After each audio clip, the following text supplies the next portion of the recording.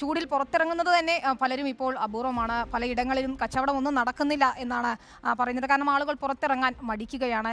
അവിടെ പൊരിവെയിലത്ത് ജോലി ചെയ്യുന്ന ചിലരെയെങ്കിലും നമ്മൾ കാണുമല്ലേ? കൊടും ചൂടിൽ ട്രാഫിക് ഡ്യൂട്ടിയിൽ നിൽക്കുന്ന പോലീസുകാരെ പറ്റി എപ്പോഴെങ്കിലും നാം ചിന്തിക്കാറുണ്ടോ? ഞാൻ ചിന്തിക്കാറുണ്ട്. കാരണം എൻ്റെ ഭർത്താവ് ഒരു പോലീസുകാരനാണ്. അതുകൊണ്ട് തന്നെ അദ്ദേഹം വെയിലത്ത് ജോലി ചെയ്യുന്നുണ്ടല്ലോ എന്ന് ഞാൻ ചിന്തിക്കാറുണ്ട്.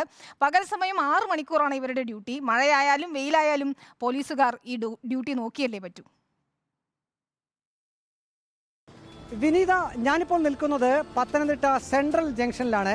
പത്തനംതിട്ടയിലെ ഇപ്പോഴത്തെ കാലാവസ്ഥ എന്ന് പറഞ്ഞാൽ രാവിലെ മുതൽ ഉച്ചയ്ക്ക് ശേഷം വരെ വലിയ വെയിലാണ് അനുഭവപ്പെടുന്നത്. അതിനുശേഷം ഒരു 4 മണിക്കൊക്കെ ശേഷം പലയിടങ്ങളിലും മലയോര മേഖലകളിലൊക്കെ മഴയും പെയ്യുന്നുണ്ട്. ഈ കനത്ത ചൂടിൽ അത് എല്ലാ വിഭാഗം ആൾക്കാരും വലിയ ബുദ്ധിമുട്ടിൽ തന്നെയാണ് എന്ന് പറയാം.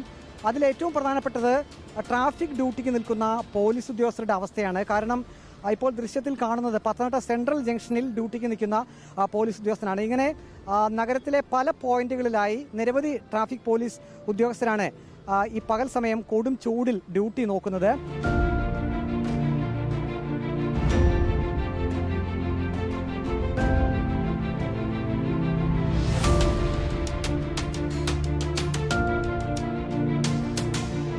ഇവർ തുടർച്ചയായി 6 മണിക്കൂർ നേരമാണ് ഒരു പോയിന്റിൽ ഡ്യൂട്ടിക്ക് നിൽക്കേണ്ടി വരുന്നത്.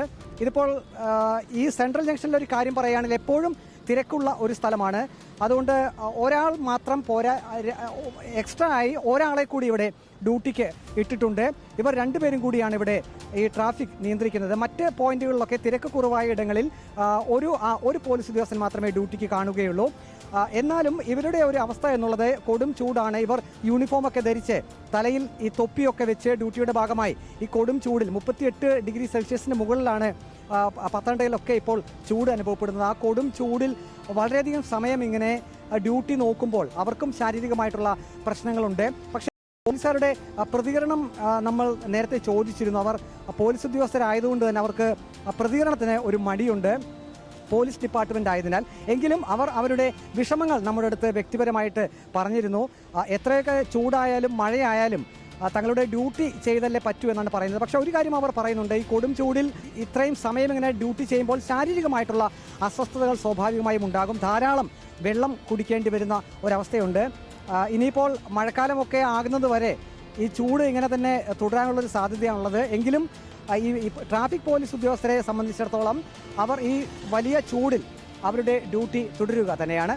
വിനീത, ശരിയാണ്. മറ്റ് ജോലികൾക്കൊക്കെ ഇടവേള എടുക്കാൻ, പക്ഷേ ഈ ട്രാഫിക് പോലീസുകാർക്ക് അല്ലെങ്കിൽ പോലീസുകാർക്ക് ഈ പൊതു ഇടത്തിൽ ജോലി ചെയ്യുന്നതിൽ എന്ത് ഇടവേള എടുക്കാനാണല്ലേ? പക്ഷേ മുൻകരുതലുകൾ സ്വീകരിക്കുക എന്നതാണ് ചെയ്യാൻ കഴിയുന്നത്. ധാരാളം വെള്ളം കുടിക്കുക, ഇത്തരത്തിൽ നേരിട്ട് വെയിലേറ്റതിന് ശേഷം വിശ്രമിക്കുക തുടങ്ങിയ കാര്യങ്ങൾ തന്നെ ചെയ്യണം. ശരീരം തണുപ്പിക്കുന്നതിന് വേണ്ടിയുള്ള ശ്രമങ്ങൾ നടത്തണം. അങ്ങനെ മുൻകരുതൽ നടപടികൾ സ്വീകരിച്ചേ മതിയാകൂ. നമുക്ക്